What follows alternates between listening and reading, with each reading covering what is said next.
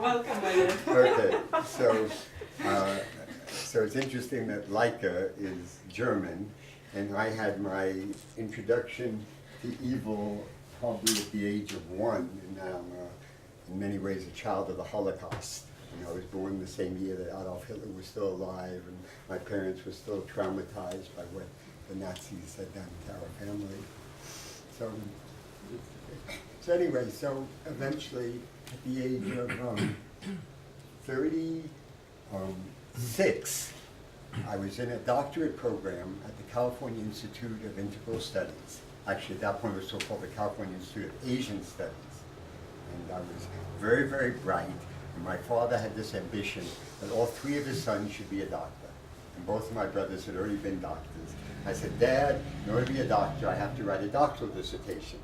And he said, well, I'll support you. He said, what do you want to do it on? I said, evil. So he said, okay, you can study evil for 2 years. So I had 2 years free scholarship. So 60 hours a week, all I did was study evil. So the Graduate Theological Union in Berkeley has a whole wall that's about 20 times the size that has the word evil over it. It starts with, you know, the ancient Greeks and moves to the Inquisition and moves to, you know, whatever, Hiroshima, Nazis, whatever. Yes? Why did you choose evil? Well, interesting enough, so my doctoral dissertation advisor was a man named Ralph Metzner, who was one of the ones to introduce LSD to Harvard. And thrown out of Harvard was a man named Timothy Leary, another man named Richard Alpert, who later became Ram Dass. And I told him I wanted to do the dissertation on the goddess, because I lived in India for quite a while and had worshipped Kali, and I thought she was sort of exciting. So she said, well, why do you want to do it on the goddess? So I said, well, she's the opposition to evil. So she said, evil is much more interesting. Your dissertation topic is evil.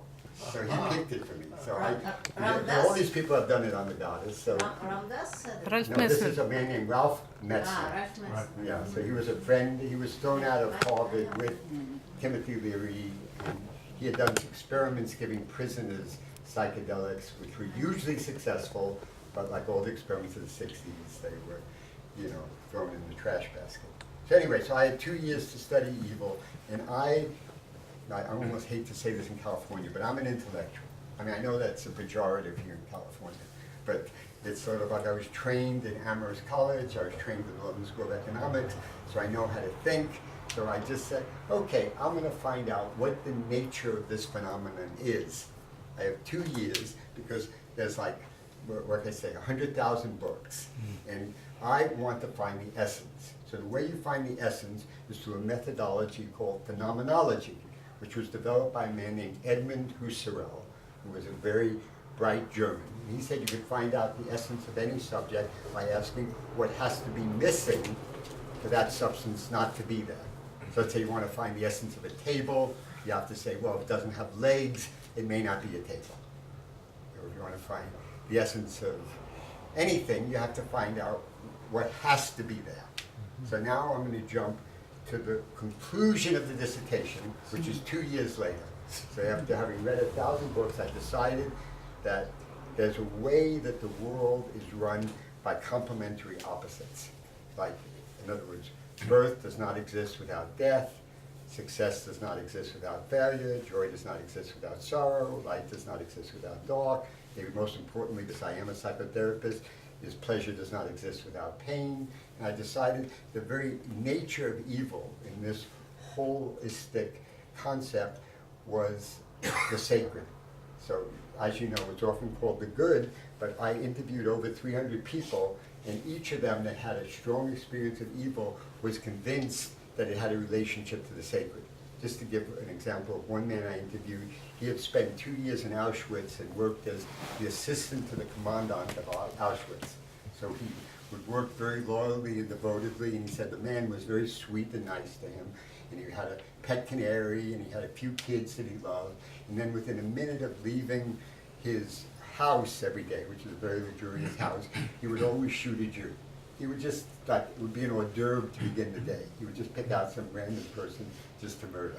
So this man was most convinced that there was evil, because he saw human life as sacred, and he thought that what this Nazi did as an hors d'oeuvre every day just to kill a random person just to begin the day was evil, because this was in opposition to what he considered sacred. Then he was actually assigned at the end of World War II, when they ran out of gas for burning people. He was assigned to grab little babies from their mother's hands and throw them on a bonfire in front of the mother.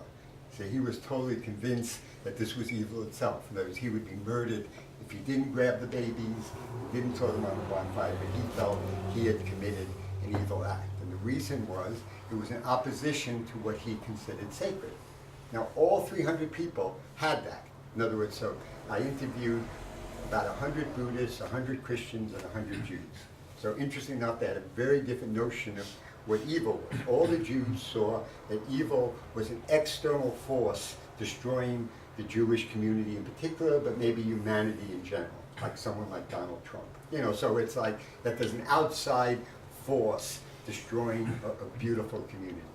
Every one of the Christians saw evil as an internal experience.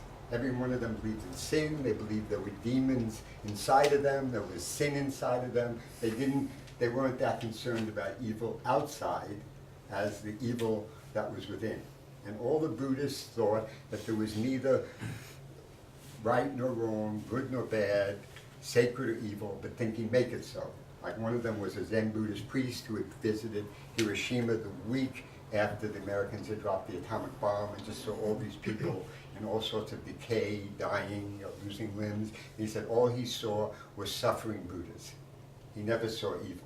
He just saw human beings that were in misery and pain, but he didn't see evil itself. But the reason is, so two types of people did not see evil. One type of person that did not see evil was like the Zen Buddhist priest, because everything is sacred.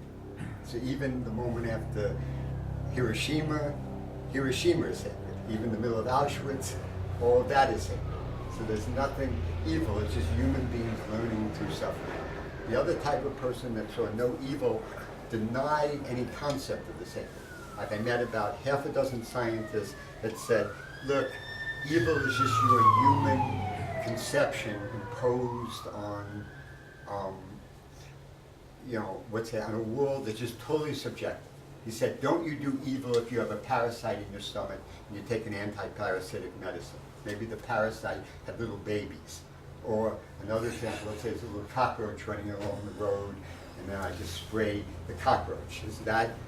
Why is that different than a Nazi killing a Jew? In other words, power triumphs, there's nothing sacred, and it's just totally a point of view whether you call it evil, because nothing is sacred, so why would I ever call anything evil? So that's not my point of view, but I'm just saying that you could see the connection between the notion of the sacred and the notion of evil. Now, many people see good as the opposition to evil, but that's so clearly not the case. Let's say a mother says to a child, oh, you're a bad boy today. You're not good. But she's no way thinking the child is evil. The child maybe didn't do his homework. Maybe the child spilled milk. But this is not, the bad boy is not an evil boy. Because it's nothing that the boy did that was in any way a violation of a sacred principle. So it's really, in the lingo, it says good and evil are opposites, but that, as I showed, was totally untrue. So I would like to just continue before I go on to the end of my talk, which I hope will be stimulating, is about the etymology of the word evil. So as you know, every word was not there at the beginning of humanity. In fact, so people ask me often, do I believe evil really exists? And I say, well, do I believe a tree really exists? I mean, is there really a tree? I mean, tree is just a concept. So, I mean, if you want to believe a tree exists, it really exists. But I don't think you could ever prove a tree exists. In the same way... what about going to the tree and touching? What about touching the tree? Well, maybe you can touch evil. Go to Auschwitz, touch the corpses. I mean, I don't know. I mean, I'm just saying, if you believe that concept, you will find it.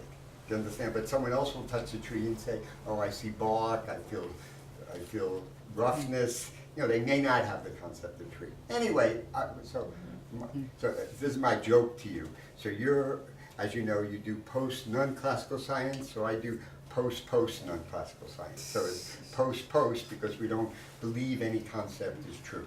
In other words, any concept creates separation, and no concept in itself is true. It's just the mind that gives it reality. Isn't it a concept? What? Isn't it a concept? Yes, that too is a concept. But Yes, you that- create new concepts. Yeah, so I created a new concept. Which is post the same. Yeah. Maybe it's just non-classical and Yeah, that's yeah, all. I'm teasing you, as you Okay, know. okay. So anyway, so as you know, evil is just a concept. But anyway, it has an interesting origin. The first time it was ever used in the English language was 825 years before Jesus. There a word entered called evil, which is, anyway, so, it's obviously that all these things don't have a meaning. But the ancient Greeks and the ancient Romans had a very rich language about evil. Now, interestingly enough, I'm going to give a few of the words of the ancient Greeks and the ancient Romans, but interestingly enough, in ancient Greece, there was zero concept that a god could ever in any way be bad or evil. In other words, the gods did all this mischief, but there was no concept. I mean, like the two Greek words for evil are, as close as we can get, are kakos and paneros. They both mean bad, but they would never be applied to a god. I'll just read you one paragraph from my dissertation.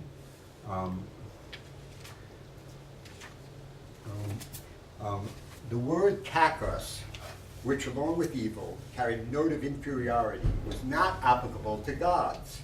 So does anyone ever hear the word cacophony? Yes. Music. You've heard the word cacophony. So that comes from the ancient Greek kakos. But the gods could never be cacophonous. You understand? The gods were always harmonious, no matter who they raped or whatever they did. They were not considered, I'm just saying, they were gods in ancient Greece. I'm just saying it's a whole different, okay, let me just read you this one paragraph. The word kakos, which along with evil carried a note of inferiority, was not applicable to gods, whether old or young, dethroned or still reigning. Still less paneros, the word employed for evil in the Greek translation of the Old Testament, which the early Greeks signified toiler, worthless individual, scoundrel. To the Greek mind, the identity